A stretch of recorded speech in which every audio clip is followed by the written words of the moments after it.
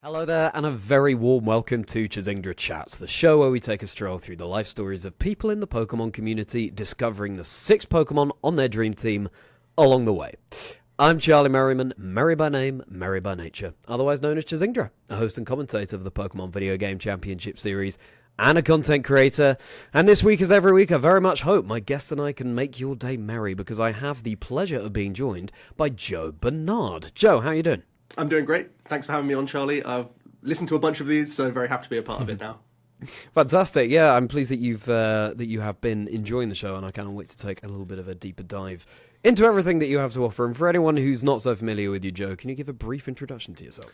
Yeah, so I run a YouTube channel. I've done that for 10 years now, all around the competitive Pokemon Trading Card Game, and that's because it's been sort of our journey as players going through the game ourselves, becoming competitive players, world competitors for a number of years, and just being very integrated into the trading card game. And I've also been fortunate enough to be a commentator for TPCI since 2016, so quite a number of years there now as well. Initially part of the European team doing the nationals, then a handful of international championships, the world championships and such. So yeah, that's the brief rundown on me. Player, commentator, and YouTuber for the TCG. Years and years of experience that I can't wait to hear more about. And yes, this is how Joe and I know each other, through doing various Pokemon events over the past, well, for me, over the past couple of years, I guess, that I have known Joe. And it's always a lot of fun when Joe is there, such a down-to-earth presence, and I always look forward to having a little chat with Joe when Joe's on the roster. And we were just talking about, we were both in Birmingham at the time of recording last weekend. I was competing. You were casting though, right? Yeah, I was. Yeah. Casting for the TCG. I was, of course, competing for the video game side of things.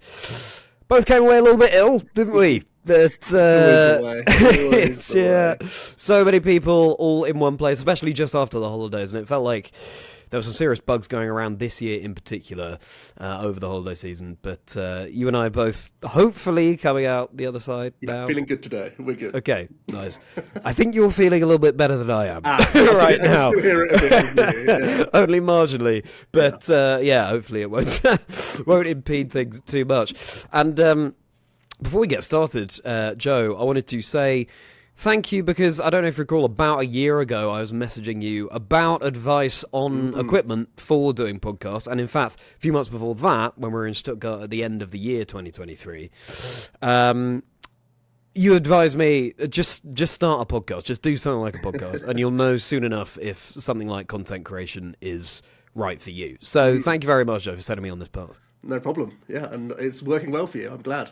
Yeah, thank you very much. Yeah. It's I've been really enjoying it, and I'm sure you find this as well, creating content. But the time flies. Oh my goodness. Yeah. It's just yeah. I remember Spraggles advised me, it can be all consuming, but if you enjoy it, then obviously it's a good thing to do. But yeah. So thank you, Joe. The fact that I'm featuring on you on the show now, you are a testament to the fact that this exists in the first place. Cool. So fantastic. Shall we do this? Let's get into it. All right. So what we're going to start with is, very appropriately, your introduction to Pokemon. Yeah, so it's the usual playground story, I think, for most people. I think I was around 6 or 7, where you started to see cards around the playground. You started to get, I think I got Pokemon Yellow on the Game Boy Color, that sort of thing. Absolutely loved the game. I've got an older brother who's 18 months older than me, so the perfect age to be, like, battling and stuff, and learning the game together, and getting into the hobby together, watching the TV show, all that sort of thing.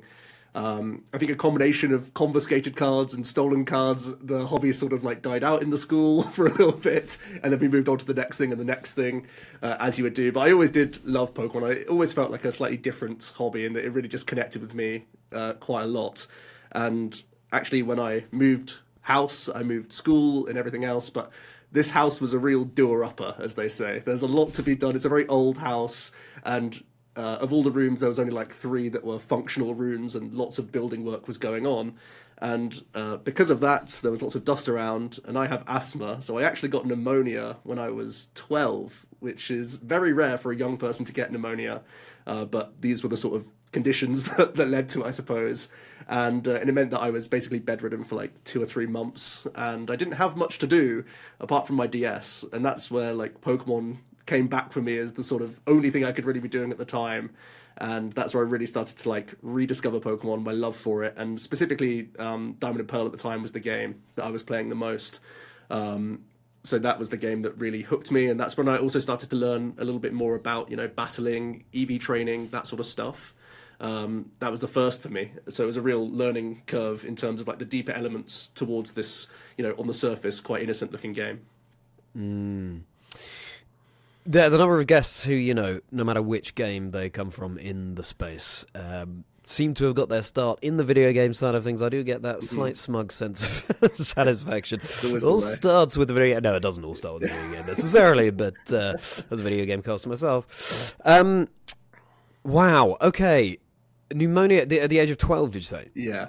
Wow, my God. And from Dust, I would not have expected. Yeah, it's like a combination of things. I remember like us not physically having I had a mattress, but I didn't have like a bed, so I was literally like sleeping on the floor basically. So, and like I said, there was constant building work going on in the house at the time, and it was a really old house. It was like an old cottage house. So it was just perfect conditions to combined with asthma in a pretty bad way. It was mild. Goodness. Like I wasn't like hospital induced. I was at home on antibiotics, that sort of thing. But I was like away from school, had nothing to do, bored out my mind outside of Pokemon. So yeah. God, poor you. I mean, at that age, maybe you were sort of too young to fully appreciate the extent of it. To what extent were you just sort of, oh great, I get to play Pokemon for a few months? And probably, to what extent were you probably a lot of that actually. Yeah. Right, there was no real dread. There was just a sense of, hey, I'm home from school and I'm coughing a bit more. But that was it really. Yeah. Sure. Okay. Yeah. Wow. Okay. And you made inroads into that, and I can see how all of after you've beaten the game, then you really do have the time to be able to explore these more niche, the deeper mechanics that run in the games. Yes. EV's effort values, for example, the way you train your Pokemon, the way you can influence their stats in the game competitively. What are your overriding memories of playing the game at that time?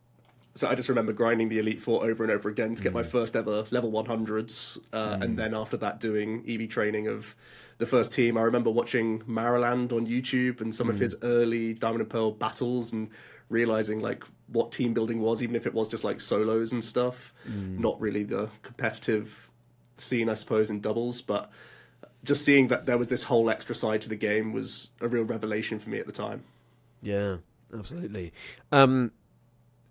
Your first Dream Team Pokemon, is it one that pertains to this Diamond and Pearl? It certainly is. Okay, I think it's probably time that we get into that now. So, just as a reminder before you reveal it, Joe, the aim here is not for Joe to build the most competitively viable team in any way.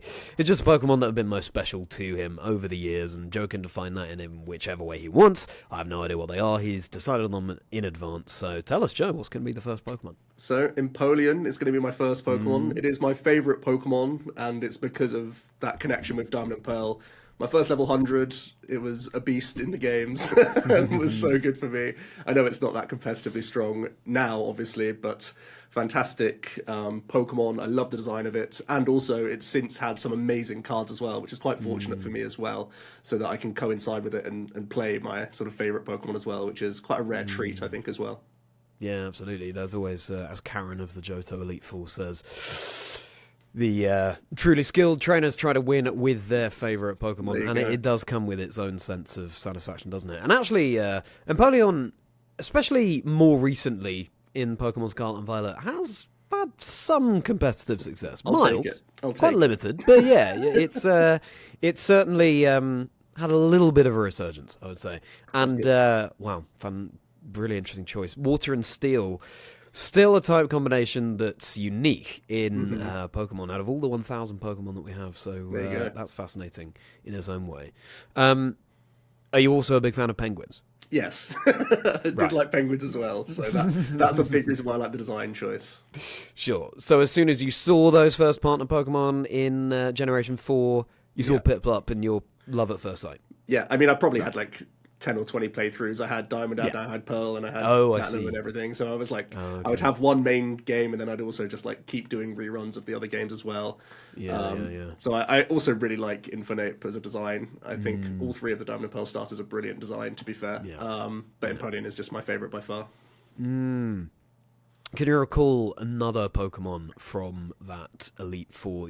I guess your very first Elite Four team. Yeah, I had some really weird mons. So I think Luxray was the second one I got to level 100. Okay. But then I also had like a Hitmonchan, I had like a Dragonite. I had really strange Pokemon. Garchomp, obviously another like fantastic design from that era. So I had like a completely imbalanced, weird team. And I think I remember for like Hitmonchan specifically, I would just use the elemental punches, and they happened to be good against like all the Elite Four. So just randomly that one got to level 100 quickly because I would have to keep using it while I was training other stuff. Very strange mix of Pokemon that I eventually got to those level 100s. Yeah. And given you had Diamond, Pearl, and Platinum, which is your favourite out of Dialga, Palkia, and Giratina? Good question. It probably is Dialga overall. I do think it has the coolest design. Although, I mean, the Distorted World was an awesome place to explore for the first time. So Platinum's probably the best game, but I think Dialga's would be my favourite. Yeah, the Distortion World, it really mind-boggling in the most literal sense. You're sort of walking upside down, you're jumping in sort of 180 degrees. It's very... It was revolutionary at the time. Yeah, really well rendered. Well, fantastic. Empoleon, welcome to the team. Now, this is something when I spoke to you before we started recording, I'm just as clueless as you were at the time, so I'm looking forward to hearing more about it. Opening a pack and getting a level X card. Yes, so this was, I suppose, sort of spurred on from that rediscovering of the game in Diamond and Pearl. I stumbled into Woolworths at the time. That gives you a scope of the sort of age of what we're talking about now. Back in like 2009-10, I think, around that time. And I just stumbled upon some booster packs, felt like opening some. And with my first pack that I opened a Uxie level X. And because I hadn't opened packs since probably the Neo era, way back when, like many years ago then, like over 9 or 10 years ago, this design of a card was completely alien to me. It had a holographic silver border, it had a gold box with a special rule on it, it had this massive wall of text as an ability, the card was coming out of the border, it was completely unlike anything I'd ever seen. So I had no idea what this level X card was. Those were kind of like the ultra rares of that era, so this was a lucky pull, I suppose you could say as well. But what's so unique about this card is that Uxie Level X was one of the most playable cards at the time in the game. I had no idea about this, but when I'm searching Uxie Level X on the internet, immediately I'm finding websites and articles and Pojo forums referencing Uxie Level X. And this is what kicks me off into the competitive side of the Pokemon Trading Card Game, because it just ignites, I don't really know how it comes about, but it really interests me, just the fact that this exists, similar to how I discovered Diamond and Pearl and how there was a more competitive environment behind it.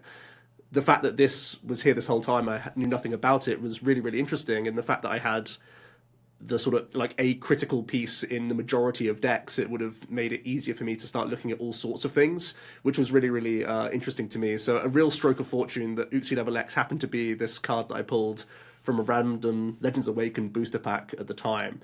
So that was a real slice of luck that basically changed the course of my sort of relationship with Pokemon, I think. Yeah, I was going to say, do you think if you'd picked up a couple of packs and they'd been, so-so cards competitively, do you think you'd have ended up going down this path? Because, of course, picking up that pack would have encouraged you to pick up more. Right. So, yeah, do you think you'd be where you are now? Very possibly not, honestly. And even if it was just a level X card that wasn't as good as Uxie, I may have done my searches, seen that there was collecting just like there was back in the day, and it wasn't too big of a deal. But I suppose I was already interested in Pokemon enough to spend my pocket money on packs at the time, so I was at least somewhat invested, still loved Diamond and Pearl. So there was some investment there. But who knows if I'd ever have gone down the real competitive TCG rabbit hole without that card. Wow. That is fascinating. One of those life's crossroads moments. So, in your previous topic, you were talking about playing Diamond and Pearl, Platinum on the DS. At what point did the cards come into the picture? So that was around that sort of 2009, 2010 style period. I started opening the current packs. Turns out Legends Awakened wasn't even the most current pack. I just picked out of like the Woolworths bargain bin before you got into the shop, which is hilarious. But Stormfront was the set at the time, which was a really, really good competitive set as well. And surprisingly, the theme decks had really good cards. And the theme decks, typically, they're not what you want to go for as a competitive player. But one of the poster cards of this Stormfront theme deck was Gyarados, and it was a very competitive and good Gyarados, which is a very rare thing to find. And because it took me so long to start learning the game, I'm completely self-taught on the Pokemon Trading Card Game just through reading the manuals on these theme decks, building decks myself, but also going through YouTube and these article websites. I had no one to play against for, I would say, probably a year. I was like completely self-taught about this game and just learning it myself, building decks myself. So it took me a while to sort of get on board with what was the right stuff to do and what was competitive and whatnot. But this Gyarados deck, because it was part of the cards that I'd already had, it was something I could focus on quite early on. And that sent me down this rabbit hole of watching YouTubers. And that was really a lot of how the Pokemon space was like back then, looking at Jay Witt's The Top Cut, Pokemon Dan Level 45, who's like a UK influence, which is really rare, I think. All of these names were the things that I'd be religiously coming home after school, watching, learning, getting my cards out, having a tinker, that sort of thing. That's really like the introduction to the game. Wow, okay. And, I mean, clearly, yeah, you had ample passion just under your own steam to look into things. But then you said before that was your first pack that you'd picked up since the Neo era, which was around Generation 2, right? So when you were much younger, I don't know, just more into Pokemon generally, you know, you were aware of the cards, but this was the deep dive. Yeah, exactly. I didn't even learn the rules the first time around. It was literally just, you know, looking at hit points and damage and, you know, trading for artwork rather than the rules. And now I was getting fully into it. Sure. Okay, and at that point when you picked up that card and you pulled the Uxie, were you still playing the video games, and did your playing of the video games then fall off a little bit after looking more into the competitive card game? I think it's the normal cycle, really. I don't think I got fully competitive in the video game. It was more like I would go through the runs, and then the new game would come out, and I'd play that a bunch, and then drop it a little bit. So it was more like a usual cycle, I think, of the video game. I never really went fully invested into like hatching eggs and building perfect teams for the video game. That was not really, because it's such a lot of time investment, I've thought, back in the day, whereas the cards felt like it was less time investment, really. Interesting. Yeah, okay. And yeah, just finally, for anyone who's not familiar, Woolworths, a store that is no longer with us in the UK. Rest in peace, Willie. Yeah, exactly. One that, a high street store that sort of, thinking about it, I mean, I couldn't really tell you what it didn't sell. It had sort of CDs, games. It also had sweets, pick and mix. Yes. Was there other sort of media? I remember, there was definitely like DVDs and you could get video games there. I always went in there for Star Wars figures as well. It would sell everything. Yeah. That was its why it was successful, but also why it probably stopped being successful. Maybe, yeah. Well, still, I like you. I remember of a Saturday morning at school when I was school age. I mean, popping into Woolworths, and that was something to look forward to. That was a treat. Yeah. But anyway, from the demise of Woolworths now into what the second Pokemon is going to be on your dream team. So who's going to join Empoleon? So it could easily have been that Uxie because it was that fateful card. But I think Gyarados is the one that pertains to me the most because this was the construction of my favourite deck ever, I think, and was genuinely like really competitive. And that was the turning point, really. Uxie was the discovery phase, and then the Gyarados. And when I'd started building more creative decks and competitive decks, that is really the poster boy that I think of as like the very, very strong archetype that was, again, just a really cool and unique deck that I think even now... It's been very rare. You know, very often you'll see echoes of previous decks over the years in the trading card game, like recycled content almost, but in new, different ways. I don't think we've really had something like Gyarados since. So I think it still feels like a very unique deck to a lot of people, and it's a really, really cool one. I wondered if it was going to be Uxie, the second member, but Gyarados makes just as much sense, and that's a second water type on your. It is. It's not balanced, this team. Well, good, fine. That's as I said, the aim is not to build a competitively viable team, so that's absolutely fine. So, what was it about this Gyarados card that made it so competitive? So the very easy thing to look at is that it could attack for 0 energy, which was very, very rare, I think. There were some cards that could for like searching style effects and getting you set up in games. But this deck could deal a huge amount of damage for no energy, which was very unique at the time. Energy is pretty much the lifeblood of the game, in that every turn you get to attach 1 energy in order to power up your Pokemon to launch attacks. So the fact that you could forego this, you could build your deck in an entirely different way from every other deck in the game at the time.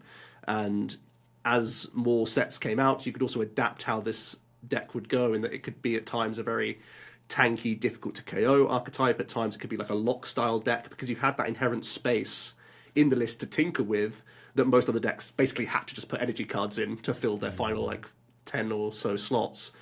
Gyarados could be very different in that regard. So you had a lot of room for creativity, even though you're nominally playing the same deck. You could have a lot of differences within that, which made it really interesting to like keep with one deck for a large period of time, because it inherently would also change so much. Yeah, fascinating. That's creativity must have been really, really exciting. So you pulled the Uxie pretty immediately. How long did it take you to get that Gyarados? So the Gyarados was the theme deck, so you're guaranteed a couple as soon as you... Yeah. So that was also really, really important, actually. And I think Pokemon has done a fantastic job more recently, in recent years, of creating really cheap products to get people into the game. And I think back in 2009, Gyarados was definitely the exception to the rule, where it just did not happen that any theme deck would be anywhere near helpful. And now they are very, very good at launching products that can keep the game very cheap for players, but also gives lots of great entry level style things that can get people into the TCG. So Gyarados really flew that flag a few years before its time, and now it's very, very commonplace, I would say. Yeah, okay. Was it as a result of you sort of gone down that rabbit hole online, having looked up your Uxie card, and you saw talk about the Gyarados, so then the next thing you went out to buy was, well, I'll go and get this Gyarados deck then? I think I'd already had it just by chance, because it was a theme deck, and then it was like, it was a card that I had in my pool of cards. So yeah. I see. Wow, okay. So that really kickstarted it all. So Gyarados, welcome to the team. If you're enjoying this chat with Joe, everybody, please do like and subscribe. It would mean a huge amount, and it really does go such a long way. And as Joe is a content creator himself, can attest to that fact too. Just a couple of clicks, and would really, really help out a lot. But moving on from there into now your friendship with Jack Old, and then starting a YouTube channel together. So I've already started to talk about how I really started to idolize a lot of these YouTube content creators. That was how I was integrating with the community. I didn't really have people that I was playing with in person at all. And it was in fact that UK content creator, Pokemon Dan, level 45, who actually did a tournament, a UK tournament over Skype, actually. And this is where I met Jack for the first time. He is probably, I think he's a couple of years younger than me, but we were one of the few people on the UK time zone in this little tournament that we were running on Skype. So even though there was a tournament running, it was like one game a week or whatever that you would play. But then there was just this chat room for all of us who were in the tournament. And I think it was just one of us messaged like anyone free to play some games, essentially. And the other one answered the call, I suppose. And we started to play test with each other. And, well, first of all, we got to know each other, really. And because we were on that same time zone, and both from the UK, I suppose, we got on really, really well and started to become literally like best friends on Skype every night, chatting Pokemon. This was something I hadn't had at all, you know. No one to actually discuss ideas with or share that same common interest. It wasn't something that I was talking about at school, or anyone else had that same interest to me. So it was so different to have this pen pal, essentially. And we would spend hours battling each other, but also just discussing the game together, talking about the videos that we'd both been watching, that sort of thing. And that was eventually the birth of our YouTube channel. So maybe 2 or 3 years of me and Jack basically playtesting against ourselves and getting a little bit more integrated into the game. But at that point, you only needed play points to get to nationals, and I think I got bare minimum play points to enter the national championships, and never really had an idea about the world championships at that stage. It was still at the point where I couldn't drive, and I had, you know, like on weekends I would do karate on a Saturday, football on a Sunday, so I didn't really have the time or whatever to go to tournaments weekend to weekend. I would only do a handful of these. But that was when me and Jack were starting to get a little bit integrated into the UK scene. I wouldn't say we were very competitive players. We're still kind of on those fringes. But that big YouTuber, Pokemon Dan, he moved on to the Diamond Mine cart, I think it is. who is an incredibly successful Minecraft YouTuber now. But he left the space, and that literally meant that there was no one talking about the UK scene in Pokemon. And myself and Jack essentially said, there should be someone doing that. And it was just as I had started to learn to drive, it was just as I had gone to university, so my circumstances were changing quite a lot.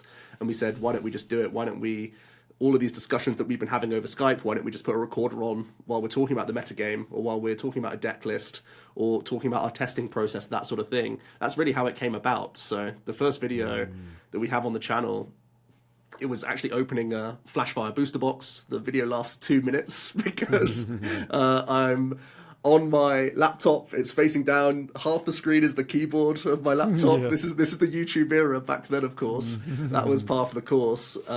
And I open this pack. I pull a Charizard EX, which is very rare, and probably the best pull in the box again. This gold bordered Charizard EX, Mega Charizard it was. But I have to end the video because my university roommate walks in and starts shouting in Turkish, which is hilarious. It's the most YouTube video of the time you would ever think. And we still uploaded that bad boy. It was a 2 minute, first video on the channel. Absolutely ridiculous. Wow. But yeah, that's how it started. We started opening a few packs, and yeah, it started to become those discussions, talking about our tournament reports, because me and him could travel a lot more just from being able to drive, or because I had my own money now at university or whatever, I could take the trains up and down the country a lot more. So that was really our journey of going from casual competitive to truly competitive players. That's how it all started for me and Jack. Woolworth and Skype. So much nostalgia coming out in this episode. Well, no, likewise. As I've been saying, I remember those heady days very, very well. I was noting down things to talk to you about that, and I've sort of exceeded the number of fingers I have. So I'll just try and rack my brain for the things I was going to ask you about. You had time off from school when you were recovering from pneumonia, and you go back. And once you go back to school, you didn't really have a group there to talk to about Pokemon, and that continued to be the case. Yeah, it's weird. Right. I think it's probably a combination of me not talking about it too openly, out of just I don't know, it's probably not the cool thing, I suppose, when you're a teenager. So I don't think I was super vocal about it. I wasn't like, this is a complete secret and no one can know. And like when people would come over to my house, there would be cards scattered around or whatever. Yeah. But it was like a secondary to the other things, like playing FIFA or something like that, So people just weren't interested in the game, at least at my school. So it took the back seat. So I was literally like finally finding someone to discuss the game with and sort of explore that passion was so unique. And that's why we had a really, really great friendship, I think, because it was probably not exactly the same for Jack, because he had like a league that he would go to and whatnot. He was a bit more in tune with the actual grassroots of the game than I was, but we still had that great connection of like learning the game together. I think I was a bit ahead of Jack in terms of how advanced I was as a player. So he was learning a lot from me as we would play. Then maybe after like 6 or so months, we were at a very similar level playing. So we got better at the game together as well, which was awesome. Yeah. That must have been really satisfying to see that develop. And so presumably your way into the trading card game was Pokemon. It's not that you were playing other TCGs? No, it was definitely. Okay. So I think the old craze of like Yu-Gi-Oh was maybe around like a year or whatever. I watched the shows, really enjoyed that as a kid, but never like got into the competitive side of things. It was completely Pokemon, my first experience with competitive TCG. And where did you go to university, and what did you study? I went to Warwick University and I studied psychology. I am a dropout. I really loved the course of psychology at university. No, sorry, at A-level. I had fantastic teachers at my school as well at the time. And then when I went to university, I was kind of blindsided by the course itself, because I had 5 modules. I had a maths module. I had essentially a second maths module, which was like research methods, because it was a BSc, the psychology course, so you had to learn the right research methods. I had a biology module, and then I had a developmental psychology module, which is essentially another biology module just for like babies and how your brain starts to develop in the first 5 years.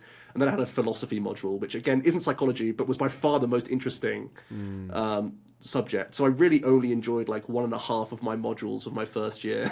So I really did. I loved socializing as well. So I made some great friends at university, and I probably spent a little bit too much time socializing. Didn't quite get that balance right, I think, looking back at it. Yeah, so I sat through first year, told my parents I wasn't happy after the first year, but went back to see if it was any different second year, because different modules and whatnot. But I think I finished about Christmas in the second year, just because it wasn't what I'd signed up for, really. It wasn't inspiring me like it did at A-level. Well, I think that's a really mature decision to make, and I think you it sounds like you gave it a proper go as well. The college try, yeah, literally the old college try I gave it, but it's a strange one. I think looking back, I easily could have finished the course, but I don't think I would have got a particularly good degree, and I think I wouldn't have been happy with those next 2 years. So I don't look back on the decision too badly, and I still have some great university friends that we live with and whatnot. So yeah, still got a lot out of it, even though not a degree, I suppose. Yeah. Okay. Well, now it's time to learn what is going to be the third Pokemon on your dream team. So who's going to join Empoleon and Gyarados? So it's going to be the poster boy. It's going to be Charizard, I think, because it was that fateful pull, the first video on the channel. And I think it was literally the first pack as well, within that 2-minute period. So that is what started off the channel. It's not like the video blew up. Obviously, it did terribly. But just to get something on there and get the journey rolling, I think that is often that first step can often be one of the hardest. So the fact that we did that and it carried on, and the channel's evolved in so many ways and changed, that I think having that starting point was great for us. That video might not have done as well as you'd have liked it to, but obviously, as you say, the journey it represented, it was what started your channel to eventually become successful. And I mean, you were opening these blind, presumably, so the reveal of the Charizard was as much of a surprise for you as it was to everyone. Yeah. I'm not you know this probably, Charlie, but I'm not someone that like goes crazy with reacts or whatever. And I also think the YouTube scene at that time wasn't like go mad react or whatever. You would go like, oh, that's kind of cool, I got this now, that's great. But I also think I had to end the video so quickly because my roommate walked in, I was like, oh, that's a Charizard, and then I hear him come in. So the reaction was kind of cut short, unfortunately. But yeah. Right, okay. Charizard, yeah, it's a Pokemon, you're the expert here, but in the trading card game, it's been pretty viable for many different formats? Well, there's been many years where it's been atrocious, actually, and it's only in recent years where it's had that sort of changing of mentality around it, where it's had a really good VMAX, a really good Tag Team GX Pokemon, a few good renditions, a really good Radiant that's been in format for a couple of years now. So its fortunes have changed recently, but it's been it was out in the cold for many years, but it's finally good now. Yeah. I see, yeah. Well, how very appropriate that it was in that very first video that's on your YouTube channel. Well, Charizard, welcome to the team. Now we'll swoop over from there to your first Worlds in 2016 and your first official commentary jobs. Yeah, so I think looking back at my history as a player and everything else to do with Pokemon, 2016 is the one that by far shines way above the rest. This was, I think, as a player, probably my prime. I think I can't ever say that I've been a dominant player at any point, but I think in 2016, in the UK at least, it's a much smaller scope, of course, but I think I could confidently say that I was dominating tournaments at that stage. I wasn't winning every weekend, but I was consistently getting into top 8s of tournaments with lots of different decks, making adaptations of things, and I think I was at that point testing with more than just Jack, but moving on to testing with Luke, Tamao, Alex, who's now a caster as well. These sorts of players were the very best in the UK, and we started travelling around tournaments up and down the country together, bouncing ideas off each other. It felt like I was really starting to come together with a group of players, and we were a real testing group, I think it's fair to say, and just a fantastic time to, again, get integrated into the community a lot more than just a handful of friends. And we were really, really good back then as well. I think some of those guys were already European level, if not world's level, competitors. But yeah, I look back on that era really, really fondly. I got my first regional win as well, which was amazing under my belt, which was really, really cool. It was with a rogue archetype as well, so it was something that I sort of constructed myself, which was, again, just more like vindication of my process and how I thought about the game and what worked in tournaments, which was just absolutely phenomenal. And then that also coincides with the start of commentary, which is just a huge another chapter in my life, where the channel had been running for a couple of years now, had started to pick up a little bit within the UK at the very least. Again, I made more friends through the channel. Ross, of course, someone who also was in content at the time. I'm pretty certain he suggested me in his interviews for commentary, which is never a bad thing. But had a couple of interviews for the commentary of UK nationals, German nationals, and Italian nationals, and just had an absolute blast, absolute whale of a time, meeting again more fantastic people. I already knew Freya very well just from the playing circuit in the UK, but also meeting David Hockman, who is just the best person. Honestly, he's a phenomenal person to know, just a breath of fresh air, a lovely guy, really thinks differently about the game as well, which is interesting. But heart of gold. Ulyss as well, very interesting guy, very fun, and a little bit older than us at the time as well, so was kind of like statesman-like, I suppose, on the team, which was really, really cool. But also for UK nationals specifically, Kyle Sukovic, who is like the godfather of TCG, just by far my biggest idol in terms of watching his content back in the day. But also, he is the voice of Pokemon. He is the guy. He is the commentator for all of these World Championships back from like 2013, I think is when it started. So he was just like complete idol status. And they say never meet your heroes, but he is just a lovely human being, fantastic, very down to earth, very funny. And he also introduced me to Cube format, which is a non-competitive format where you've probably seen us around the tables, Charlie, drafting cards, creating decks from that. And that's essentially all come from him. He's really pushed that as a game category for the TCG, and it's also life-changing in a different way, and it's my favorite way to interact and play with Pokemon, especially socially and casually with friends. It's an absolute blast, and that's dominated years of my life, probably Cube, to be honest with you. So being able to chat with him, share the sort of passion that we both have for Pokemon, incredible, and obviously his commentary as well. We commentated the finals at UK Nationals, which was really special for me, because I was sat alongside an idol.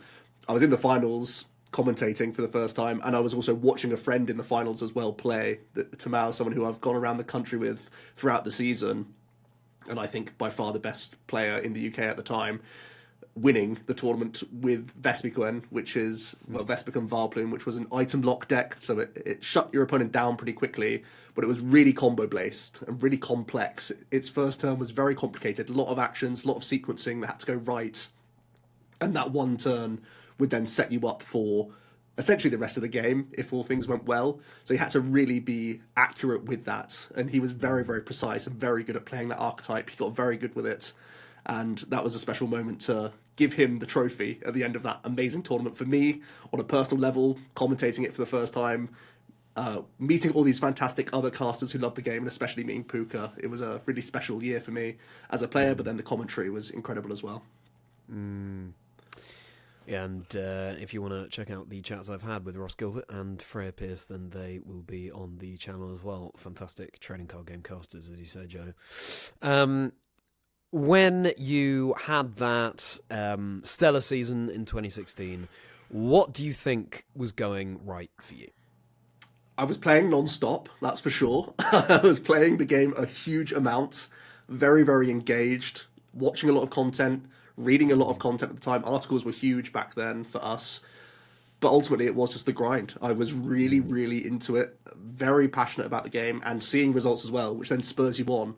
And I also think because the format was literally, we'd go to city championships and regional championships on a week-by-week basis, that amount of experience, of in-tournament experience, was massive as well. So we could make those calls within a week and have our finger right on the pulse as to what people were going to play, how they're playing these decks, and how you can exploit that. So it's a case study that you don't really get now with a tournament like, what would you say, maybe once a month. There's definitely metagaming still going on, but not at such a precise level. And obviously the scale of these tournaments now, there's not the same groupthink that we had where it was the same 60 or 70 people going up and down the country and meeting in a different hall. It's a very different experience to back in the day. Yeah. But Yeah, that was definitely how I felt about things back then. And what was the regional championships that you won? It was the London Regional Championships in 2016. I think it was just over 100 people. I've got spreadsheets for everything. It was under 100 people. You hate to see it. But yeah, so quite different to regionals these days. But yeah, Vespiquen Yveltal Bats was the deck that I took. And essentially it tried to capitalize on two decks at the time. Night March, which was a fantastic deck for a large portion of the metagame, well, the format, not just this specific tournament or whatever, but also Seismitoad, which was basically the counter to Night March at the time. So I would come in and basically try and counter both with this strange interaction of cards where you've got a stage 2 lining the Crobat, you've got a stage 1 line in Vespiquen, and the Yveltal, which is a basic Pokemon. That's a lot of Pokemon coming together in one deck. That's normally a recipe for disaster in the TCG, in that you don't have a consistent deck because you don't have enough item cards specifically to draw through the deck.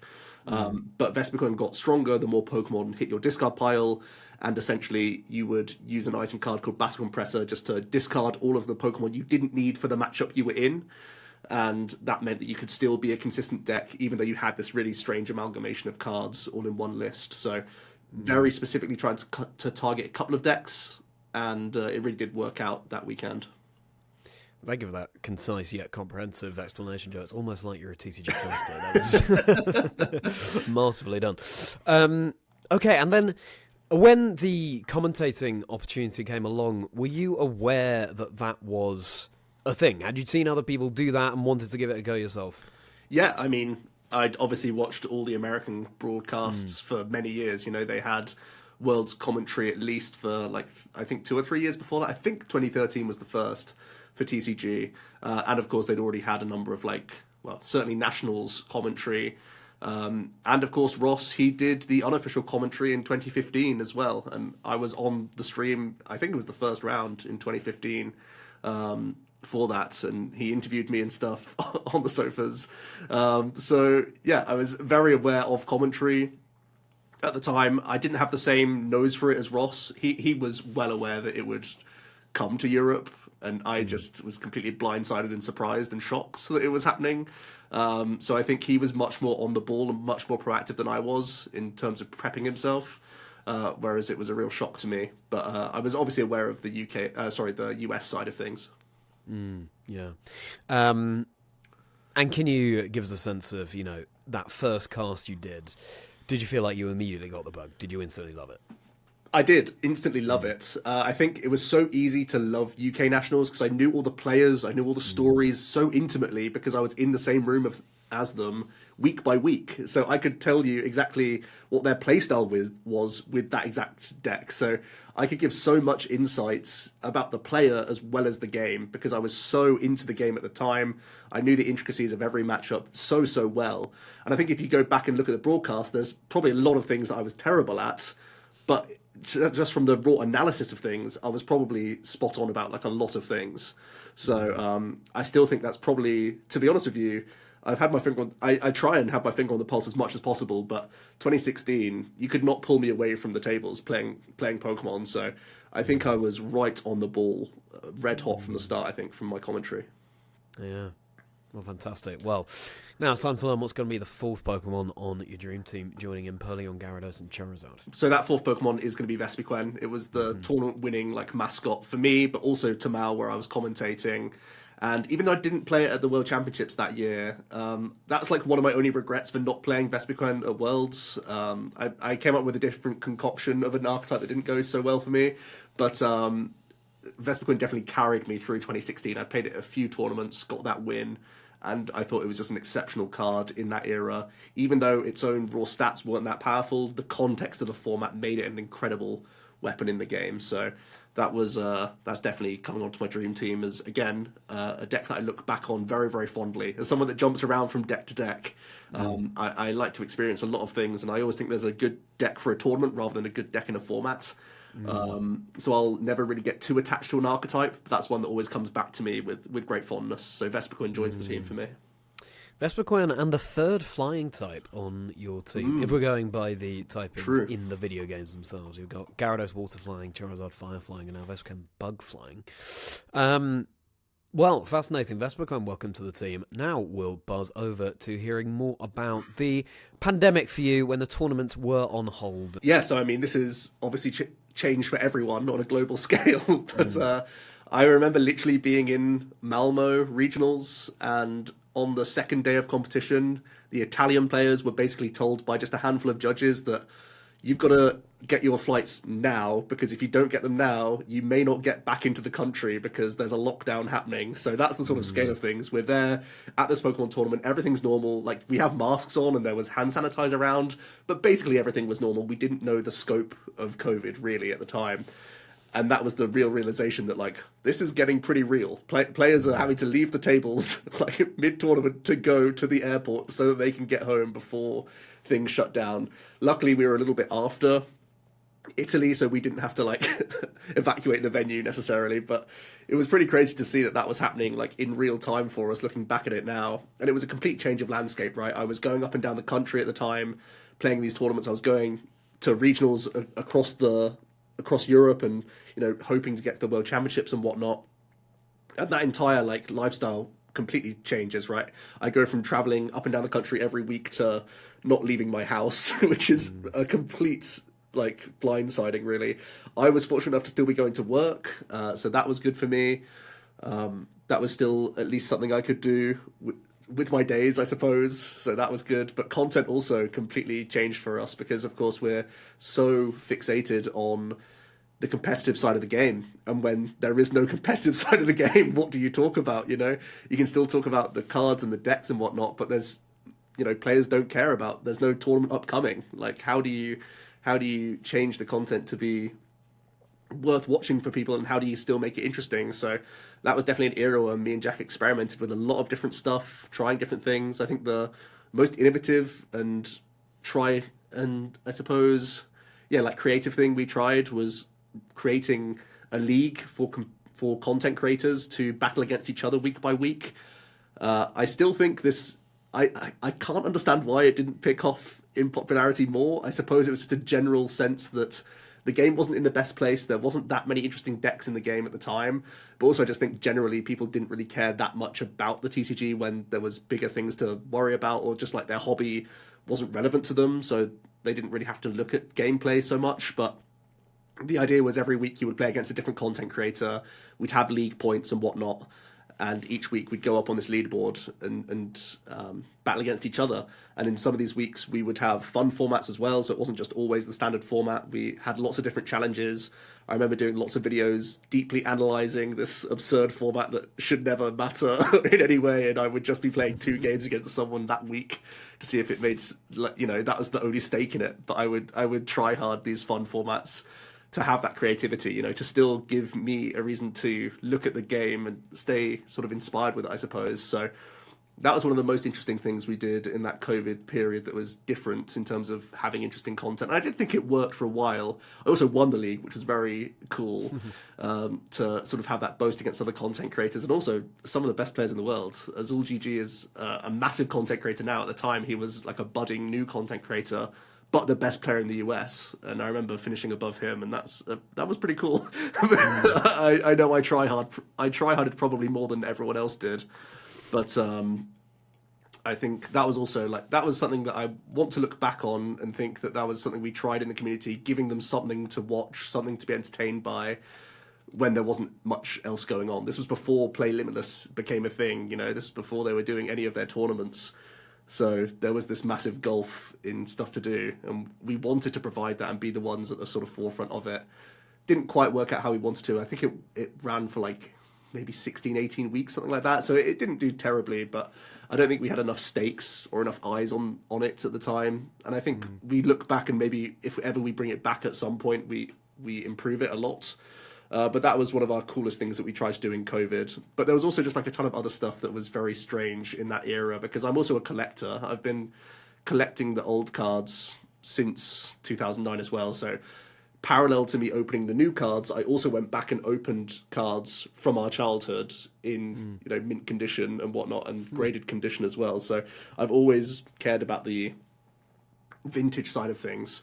And I remember just the complete chaos of prices when COVID was in its peak, really.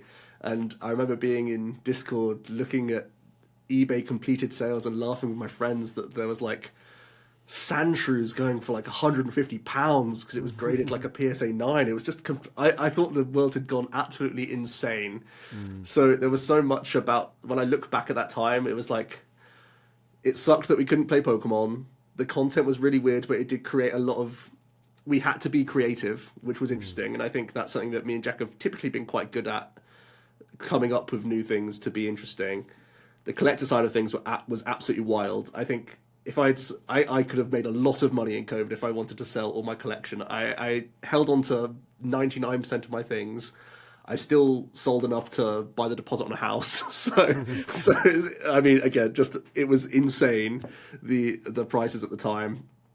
Actually, I felt bad about trying to sell into that market. It was bizarre, truly. It didn't make any sense to me whatsoever. But then also there was good things that came out of it, like the social side of things now. I feel like I've got my friendship group who I used to travel up and down the country with. We were in Discord every night, and that's basically stemmed through COVID, where we were playing Golf with Friends, we were playing Among Us, we were just like chatting in Discord every night, because most of them weren't working, they had nothing else to do, so they were just playing video games and sharing their screen and that sort of thing. And that culture has brought us as a friend group even closer together than I think ever before. So a very, very strange and bizarre time for a lot of reasons there. That's a really a good way of taking a positive out of what was such a strange time for everyone. For anyone who's not so familiar, when you talk about things like grading cards, PSA 9, what does that mean? So a graded card is when you send it into authentication to a third-party company, first of all. So they are going to look at the card, make sure it's a genuine card, but also look at the condition of the card in all aspects, whether it's got surface scratches, dents, dings, chips, anything like that. Even the centering of the card is relevant. And then they will give it a grade of its condition, essentially. Gem Mint 10 being the strongest condition you can get, I think, for basically every company. But then you can get a 9 is still a mint graded card, and down the scale goes. And that authentication typically means, especially for vintage cards, that they will garner a higher price because you're buying a guaranteed high quality version of the card. Everyone was uprooting their old collections, and obviously old collections are going to be battered, right? The condition is going to be terrible from when we were kids. That's why these things are expensive now, because so few of them actually remained good condition. So grading is really important, I think, for older condition cards. Now, because of the old condition cards gaining high values, a lot of people now grade modern as well. That's graded cards in a nutshell. I see. Thank you very much for that. And you said that, over COVID, you were actually able to continue working. What is it that you were doing and are doing now? So I was doing what I'm doing now, which is working at the family business, which is an antibody distribution company. Ooh. Sounds very complicated, but we're just a distributor. We buy products in, sell them out in the UK. So we're buying mostly from America and China, bringing them in, selling them across Europe is the idea. Mostly to universities within the UK for research purposes. But I work in the accounts department, so I don't have a scientific background at all. It's just the account side of things that I deal with. Antibodies, did you say? Yes. Wow. Yeah. Okay. So we were actually selling COVID kits during COVID at times. Mostly not to like lay people, but to researchers. Yeah. Wow, that is fascinating. Okay, well, now it's time to learn what's going to be the 5th Pokemon on your team alongside Empoleon, Gyarados, Charizard, and Vespiquen. So I think, just for the pure absurdity of it, I think Sandshrew as that meme Pokemon has to make it, I think. It's the only... Because looking back at COVID, it's so bizarre for so many reasons, and I think Sandshrew doesn't encapsulate that complete chaos perfectly. So we'll go for Sandshrew. And I have no competitive Pokemon to discuss, because that was an era without competitive. Sure. So Sandshrew has to make it, I think. I quite like the inclusion of Sandshrew at this point as well, because Sandshrew obviously curls into a little ball, which we kind of were all doing over the pandemic. We were just sheltering, self-isolating. So yeah, more appropriate than we might have initially realised. Sandshrew. Okay, well, perfect. Welcome to the team, Sandshrew. And now, before we learn what the final Pokemon is going to be on your dream team, let's roll over to London Worlds 2022 and taking us up to the present day. So London Worlds is the pinnacle for me. This is by far my proudest accomplishment. Obviously, it's not my own accomplishment. It's also shared with Ross in many ways, in that we've been a casting duo for many years, since the Nationals, and we've been across the globe together as friends and partners for commentary over, every continent now, which is completely absurd. So the fact that I could join the stage with him for the World Championships in London, which was so special as well. And don't forget, they announced London. It was meant to be in 2020, right, before there was lockdown. And I'd never, ever had hope before of being a commentator until they announced it was in London. And then I had to wait for a pandemic for 2 more years. But eventually it did come together that me and Ross would be commentating, which is just amazing, like, vindication for our hard work over the years, that it could come together like that. And again, in London, so it was very easy for us. And again, all my friends would be there as well at Worlds, which was again just amazing that we could come together and enjoy the game together again. Really, where sometimes there's only a handful going at Worlds this year and that year and whatnot. It felt like literally everyone was coming together again. Me and Ross got to commentate the finals as well, which is absolutely special in its own way. But also in the finals, a teammate of mine, Andre, was there, and he was playing a deck that I touted as well, which I was very, very happy with, where he was playing a twist on the list that won the NAIC just a few months earlier, where he added in this new Pokemon, Hisuian Decidueye V and V-Star, as this means of getting through annoying walling Pokemon that had abilities that meant you couldn't attack them. Decidueye still could, but also it had type coverage. It was a fighting type Pokemon that could hit into Arceus V-Star. And the deck already played Flying Pikachu, which meant that you could hit lightning type coverage for Palkia, and then including this line, which was an upgrade to the previous list at the NAIC, meant that you then had fighting type coverage as well as a wall breaking Pokemon. So that was something that I really touted early on in my videos, 2 or 3 months before the World Championships. So obviously, take nothing away from Andre's accomplishment. He made the deck way better than I ever did. But it was awesome to see that a teammate was making the finals. I was commentating it with one of my longest friends in the game. And it was with a deck that I'd touted early as this rogue pick, or something that wasn't, it was definitely not being discussed by many other people at the time. So it was really cool in a lot of ways that it meant that sort of I still had it from a playing perspective and was metagaming correctly. And that all come together was just absolutely insane. I look back at the world so fondly. Yeah. Well, I mean, it will come as no surprise to learn that when I spoke to Ross as well, he spoke so very fondly of that world's experience too. And yeah, how incredibly special. Presumably there were points over the pandemic when you thought, well, maybe it will never happen. Maybe we'll never have Pokemon tournaments again. Absurd. It was crazy, actually. So yeah, the fact that it actually came back to London, it may have moved on from London as well, which the opportunity could have passed by in that regard as well. So so much jeopardy around that tournament, because I remember being in the room in 2019, the hype around it coming to London the first time outside of mainland US was just absurd. Everyone was blown away by that shock, really. But yeah, me and the crowd more so, because I sort of had that sudden shudder of could it happen? Me as a commentator, and it was still so outside the realms of possibility for me. But the fact that the stars aligned and that all came together was incredible. Yeah.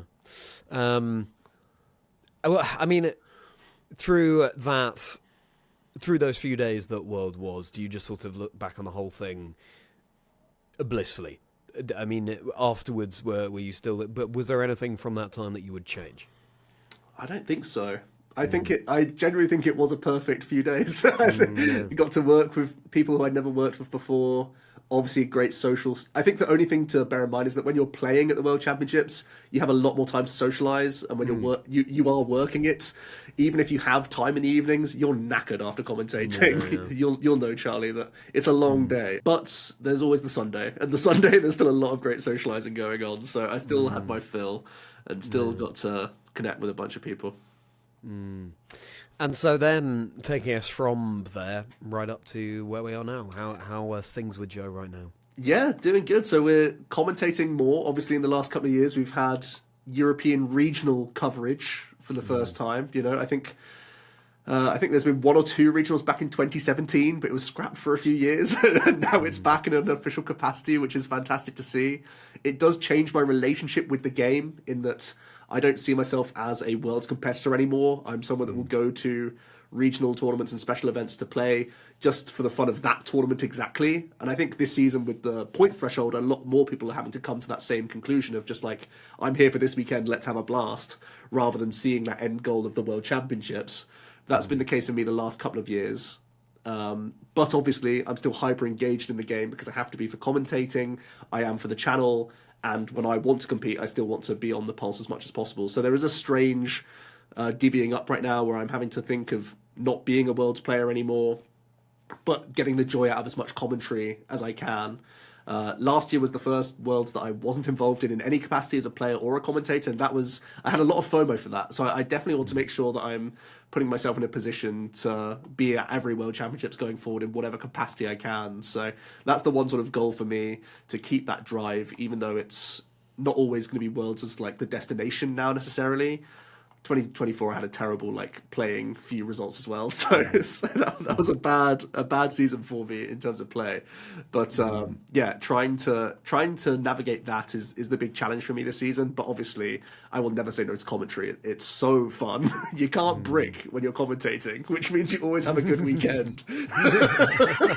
It's like not getting crit, right? That's the comparison. Essentially. So commentary is still the best thing, and our team is wonderful as well from the TCG side. I know it is in every category, but we have some great people to work with and socialize with on those days where we can. So very, very thankful for all the commentary opportunities whenever we get them. And that's the main thing that I'm sort of negotiating right now. And I think in 2025, I definitely want to take some risks and changes in direction with the channel as well. Me and Jack have been talking about that. We didn't have the best 2024 in terms of our stats, I suppose. And interestingly, because the TCG changed client, it changed from PTCGO to PTCGL, PTCG Live now. That really changed my workload in terms of making content. And because I'm editing a lot more now and trying lots of different things, essentially my workload was way too high last year in terms of how long it would take to produce a 30-minute video. So I need to change my workload a lot this year so that I can still put up as many videos as possible. And also, I think the most fun I had making videos was when I was streaming once a week on a Wednesday. We had a Wednesday slot. We would stream for 3 or 4 hours. It would be me and Jack chatting in Discord while we played games, essentially, against each other or just on the ladder. And we would have guests come on and chat as well all the time. Players coming on different weeks. And that was my favorite time to engage with the community. And I've just not been streaming the last 2 or 3 years anywhere near to the capacity that I want to.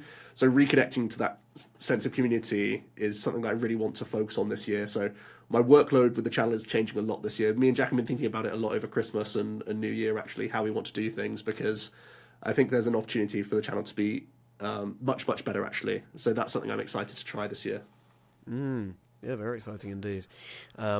Looking forward to seeing how that develops for you both. And yeah, just briefly, anyone not familiar, bricking. Drawing terribly and having nothing to do. Right. We'll see. Yes. Yeah. Your deck turns from a deck to a brick, essentially, is the idea. Right. Yes. I see. Yeah.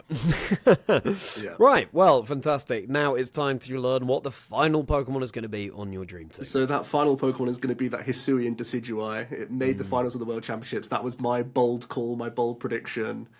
Seeing it come to the World Championships and win. It wasn't just Andre who did well with it. It was also Daichi who made the finals from Japan. They also made the bold call of having Decidueye within their deck. So it was cool to see that worldwide this was recognized as the right choice for the weekend. It worked out fantastically. It culminated in the finals, and it was pivotal in the finals as well. So Hisuian Decidueye, even though I prefer the design of a normal Decidueye, I think I have to give credit where it's due. The Hisuian Decidueye is my last pick for London Worlds. Hisuian Decidueye, yes. Certain Pokemon have a regional form. You've got Decidueye native to Alola, but then Hisuian Decidueye from the Hisui region featured in the Pokemon Legends Arceus game. Set in Pokemon's past, so slightly different form of Decidueye native to the Hisui region there. And a grass and fighting type. And so this means, Joe, that overall your dream team is Empoleon, Gyarados, Charizard, Vespiquen, Sandshrew, and Hisuian Decidui. So as I say, we've got 3 flying types there. We've got a couple of water types. Yeah, and then otherwise some pretty good mix of types there. And as I say, yeah, certainly Sandshrew a little bit of an outlier there in terms of the proportions of the Pokemon. Yeah. But again, it's so perfectly chosen as to what it represents. But now it's time to ask you, what is going to be, from this Dream Team, your partner Pokemon? I think it was always going to be Empoleon. Empoleon's my favourite Pokemon, and it was the first on the list. It had to be there for me. It's always going to be Empoleon. I think it will remain my favourite Pokemon forever, to be honest. I'm just too attached to it at this point. It's got to be my ace. Yeah.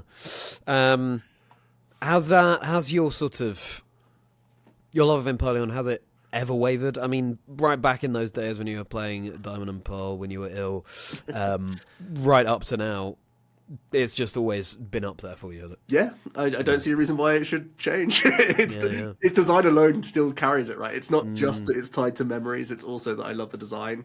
Like, some of the Pokemon on here are nowhere near my favourite Pokemon, they just have stories, etc. So they're like iconic, I suppose, or like landmark Pokemon, but Empoleon ticks all those boxes for me. Empoleon, well.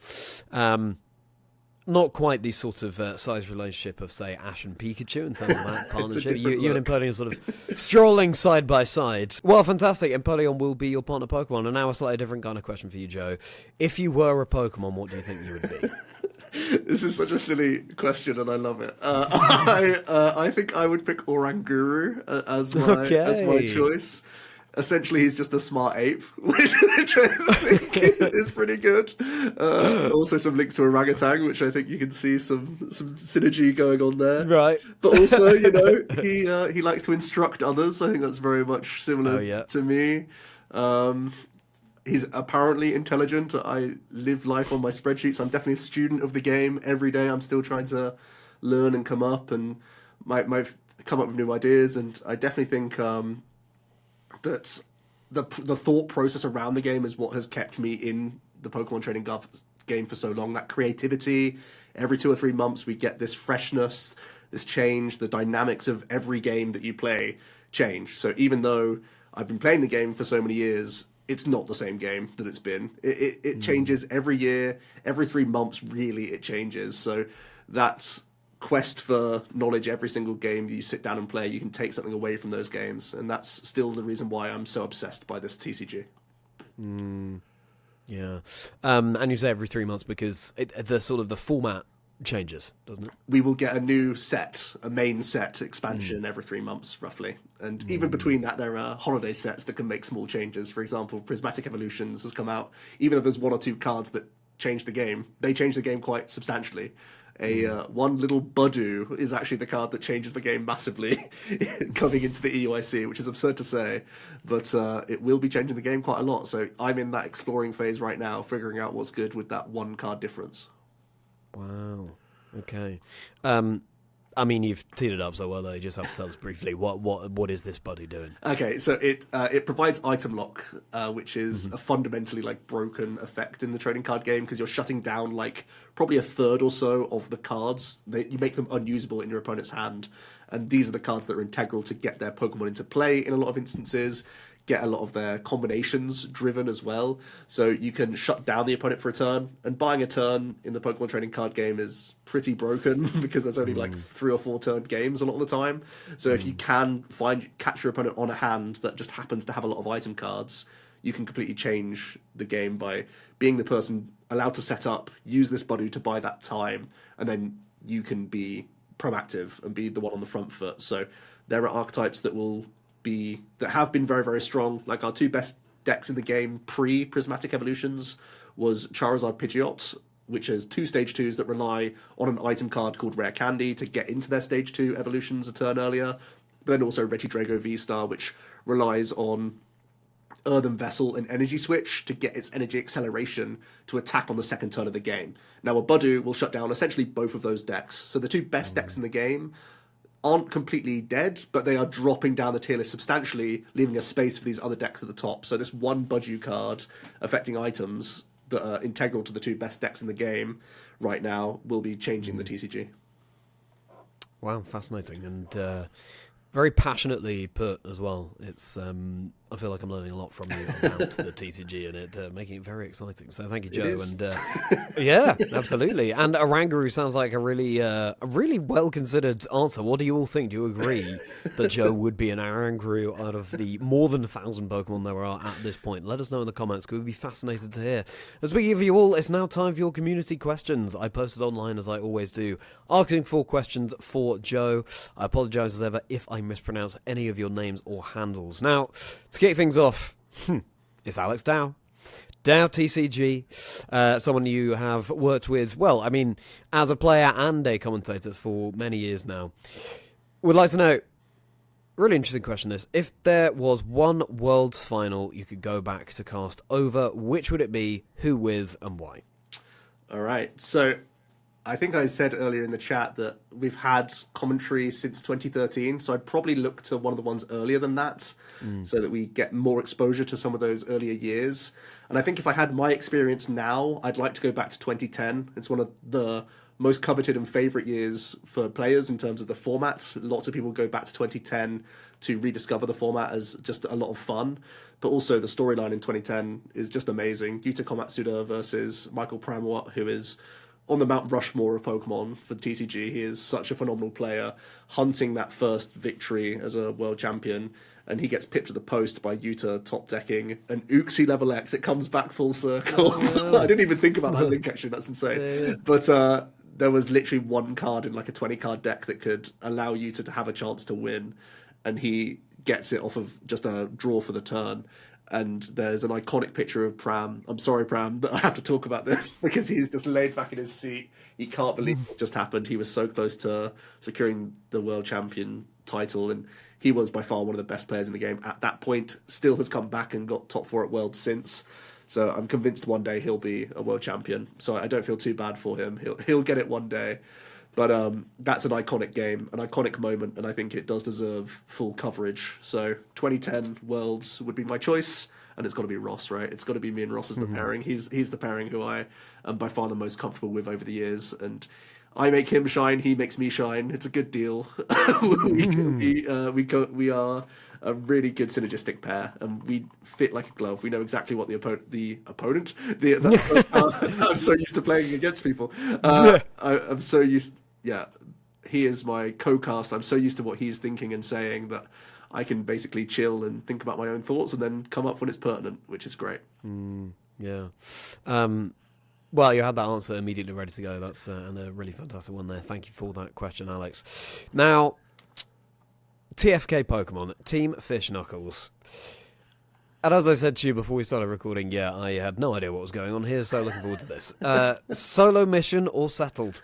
So it's a big question. Thanks TFK as well. I remember Squeaky back in the day, you interviewing me as a player years ago. So great to have this question. So this is an old school RuneScape question. Solo mission and settled both have very, very big YouTube followings.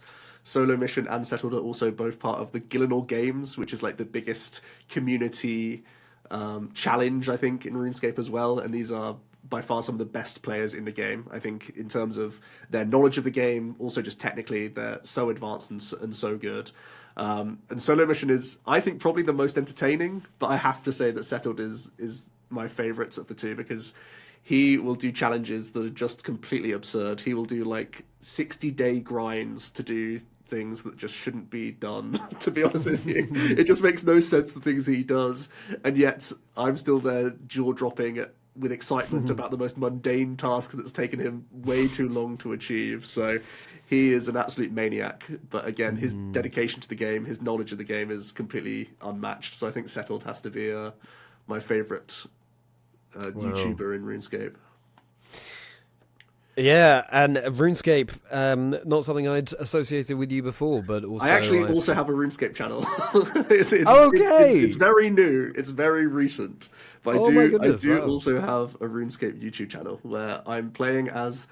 It's almost like there's been an apocalypse and there's no other humans in the game, but there are other NPCs that I can talk to. So there are like gnomes and giants and elves and stuff. I can talk to all of those guys, but I'm the last person in the game. So it's a very unique run, and it's pretty much inspired by Settled. Well, congratulations on your new channel venture. That's very exciting. And yeah, Alpha Phoebe, Nick lives the NA Pokemon Go caster, also a RuneScape fan, Inadequate as well, Martine, both people I've featured on the show. So we've got this sort of this RuneScape community in amongst us in the Pokemon community. Well, thank you for that question, T-Fish Knuckles, and thank you for explaining, Joe. Thank you for enlightening me. And final question here from Pokemon trainer Mike. Swampert, Sceptile, or Blaziken, and why? For me, back in the day, it was always Sceptile. I think that was the game. Certainly at that era, I was playing a lot with just a handful of friends, but also me and my brother would play all the time back then. And Sceptile was my strongest Pokemon by a mile. And yeah, it was always the one that I went with. I think he also had a Sceptile as well, which is weird. Normally you sort of go against each other, right? But we both picked Sceptile, both love it as well. So I think that's still my favorite design, is the one I initially picked and have stuck with the whole time in Gen 3. Sceptile, yeah. That's also my choice, Trico. There you go, great choice. I also have a Trico Gold Star as well, which is also very cool from a collecting standpoint. Yeah. Okay.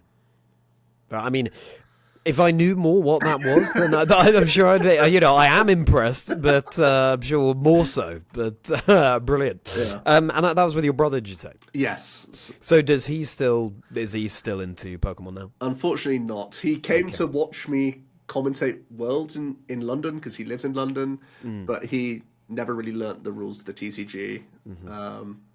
So yeah, he will still pick up the video games. He played Scarlet and Violet and whatnot. He'll do a playthrough, but not in any competitive sense. Okay, fair enough. And do you still play the video games now? Yeah, I'll still just do playthroughs, essentially. Yeah. Okay, nice.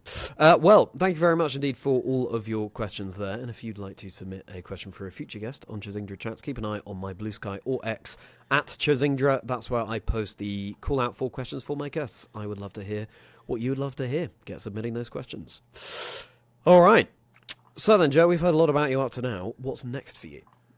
What's next? Well, you've heard that I'm trying to change the channel up a little bit. I think that's going to be one of my main focuses. Like you said, maybe before we started recording, that it can be all-encompassing at times, this content game. And that certainly is the case with me. It's a lot of dedication to keep the channel going and filled with as much content as possible, but it's something I'm still very, very passionate about. So it's something I want to put even more time into, if that's even possible, or just doing it in a more intelligent and efficient way so that I can get the most out of it in terms of producing content in the best way that I possibly can. So that's really my focus this year. And I'm still trying to focus on commentary and improve and become a more well-rounded commentator, because I think for a number of years I've been content at being good at what I'm good at and not branching out a little bit more. But I'm realizing now that with the vast talent pool that we have, you have to be good in a lot of areas. To be honest with you, you have to keep improving. You can't stand still, just like a player, really. You have to keep flexing those muscles. You have to keep on the grind as much as you can to keep up with everyone else who is improving all the time. So that's also going to be a focus for me this season as well, just on a personal note. Yeah, well, looking forward to seeing you going from strength to strength, and delighted, of course, that you are thriving. And so now, final question for you. Looking back from Joe Bernard, OmniJoe, very successful Pokemon trading card game commentator, fantastic successes as a player to their name as well, and content creator, all the way back to the Joe who, had that start playing Pokemon with pneumonia for a good few months, and then having that incredible pull of an Uxie level X from that pack of trading cards. What advice would you give to that younger you? Oh, wow. Great question. Don't open all the packs you open, because you'd be sat on a gold mine, maybe? I don't know. It's a really, really tough question, actually. I probably would tell myself not to have played Malamar at the World Championships in 2019. I think that's my biggest Worlds regret, playing a really, really bad deck. Wasting a year. So I think that's the advice. Wow. Yeah, there you I mean, go. that's a good sign that that's the advice. It suggests that actually you have very few regrets or things that you would change. Yeah, with Pokemon, I'm very, very happy with my trajectory. Okay. Well, fantastic. And actually, it's just struck me that I'm not sure we ever got into what level X meant for that. Let's see. Oh, it was just a special rule around the card where Oh, okay. you can like evolve it in the active essentially, and you had special extra abilities and stuff that could go on top of the usual card. It has its own rule set. I see. Yeah. I see. Okay. Well, fantastic. Joe, thank you so much for joining me. And the chat does not end there because now we'll be getting into Joe's Rapidash round, 15 or so minutes of bonus questions that Joe has not prepared for. I would like to know what advice Joe would give to aspiring trading card game casters. The most memorable bits, we've heard some of the content that Joe has put out there from over the years. Highlight games or events that Joe has casted beyond London 2022 for the World Championships and things like that. If that would appeal to you, then my Patreon is linked below where you can also support me as a creator. Go on over there and get to know Joe a little bit better. But fundamentally, I really appreciate the fact that you've watched or listened to this episode as you have done. So thank you so much. And Joe, thank you for joining me on the show. As I always knew it would be, it's been a pleasure to hang out with you for the past hour or so. And thank you for sharing so much about your story. Yep, no problem. Thanks for having me on once again, and I'm going to keep listening and keep enjoying. Obviously not this one, but I'll watch the rest from after this episode for sure. You could listen to or watch this one. You could do a director's commentary on your own story. That's new content right there. That's Yeah, exactly. Yeah. Brilliant. And for anyone who wants to keep up with you online, Joe, where can they find you? So on Twitter it's Omni_Joe. On YouTube it's OmniPoke. Team OmniPoke on Twitch. I think those are the main ones. Yeah. Fantastic. Make sure you're following along. And now time for some YouTube spiel from this side of things. If you've enjoyed, once more, please do like and subscribe. Always does go such a long way. And drop a comment as well, because Joe's given us so much food for thought. Would love to know your thoughts on Joe's Pokemon picks. If any of them tie in with any of your own Dream Team picks, what your Dream Team of 6 Pokemon will be, let us know. We'd be fascinated to read. And more than 40 other episodes of the podcast on the channel at this point, featuring a broad range of guests, not just the trading card game, but also competitive video game, Pokemon Go, Pokemon Unite, as well as more casual Pokemon players, YouTubers, shiny hunters. There's bound to be something for everyone. And to spread the word about the show, you can use hashtag 6Pokemon, 1Lifestory. And if you have any suggestions for guests or feedback on the show or beyond, chazingdra@gmail.com is the email address. I'm also at Chazingdra on X, Blue Sky, Instagram, and TikTok. Make sure you're following along on there. I make silly Pokemon comedy skits. I stream as well, competitive, as well as casual, as well as challenge runs in the Pokemon games. If you're a fan of all the treats that the Pokemon video games have to offer, then my channel is the place for you. I've also got my Discord community link below. Come and hop into Chazingdra's Chocolate Factory and join the merry folk. Episodes of the podcast drop every Wednesday. So, Joe, with that being said, it's time to get into your Rapidash round. So if you're not joining us over on Patreon for that, then it's goodbye from Joe. See ya. And it's goodbye from me. See you next time on Chazingdra Chats, where there'll be another 6 Pokemon, 1 life story. So then, Joe, how are you feeling about these bonus questions? Terrified. Really? No. I'm up for it. Terrified. No, good. Okay, I'm glad you're not. We will start with... Yeah, well, we'll start with the questions that we teased at the end there. So, advice you give to aspiring trading card game casters. Well, the obvious one is know the game inside and out, right? I think that's the first one. And I think, obviously, getting experience and getting a portfolio under your belt is really big. So I think definitely there's opportunities with online...